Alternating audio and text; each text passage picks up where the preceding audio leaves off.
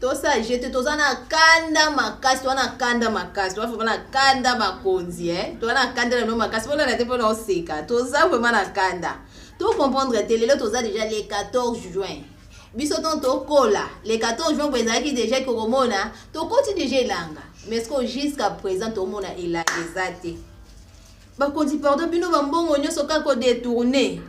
na mbongo saison sèche na mbongo saison sèche bo détourner dans la minute elanga ezate simba te eko simba te fo bozongisa mbongo elanga fo bozongisa mbongo elanga simba te bino ba mbongo nyoso saka oyo bo détourner ne elanga lisusu jamais wana pena to ko bima libanda to ko marcher on a minute on a sensibiliser population nazo sensibiliser